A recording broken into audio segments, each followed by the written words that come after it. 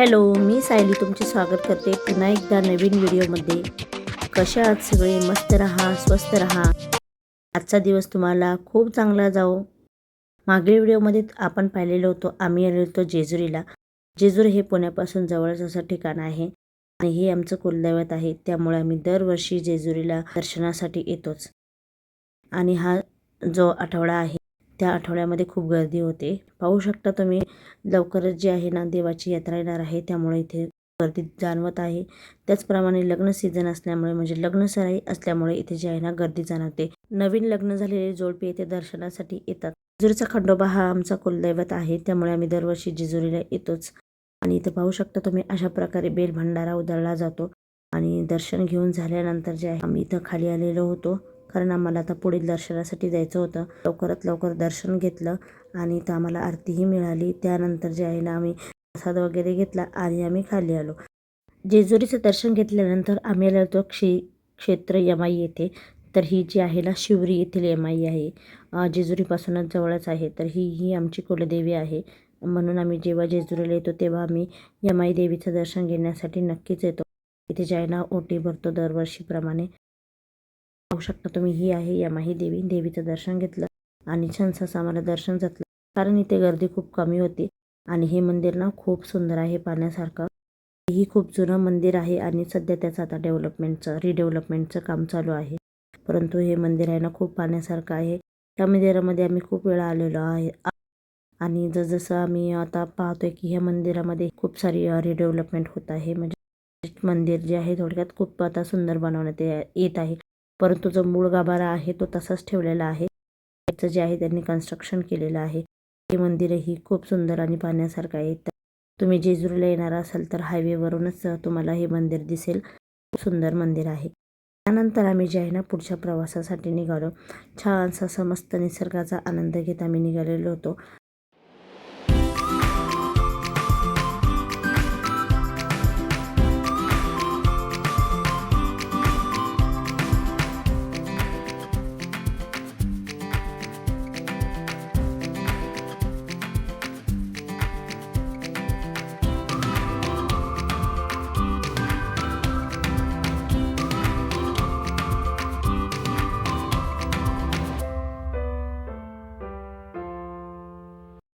शिवरीच्या यमाईचं दर्शन घेतल्यानंतर आम्ही पोचलो श्री क्षेत्र वीर येथे.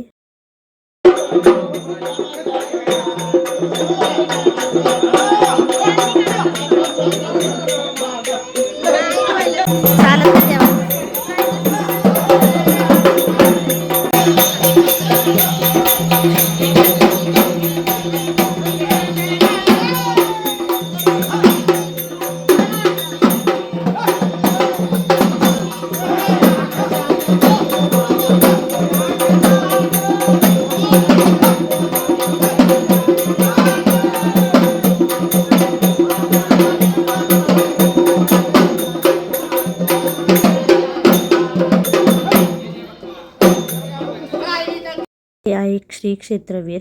वीरचा मसकोबा हे मंदिर तुम्हाला माहीतच असेल. खूप प्रसिद्ध असे मंदिर आहे आणि इथे दरवर्षीप्रमाणे जे आहे ना यात्रा भरत असते. सुंदर मंदिर आहे. इथं देवाचं जो आहे यात्रेचा 4 ते 5 दिवस कार्यक्रम असतो आणि खूप सारे भाविक पूर्ण महाराष्ट्रातून इथे दर्शनासाठी येतात. आणि मस्कोबाचं हे मंदिर जे आहे ना तेही खूप जुनं आहे. मंदिराच्या शेजारूनच इथं नदी वाहत आहे आणि या नदीचं नाव पूर्णगंगा आहे.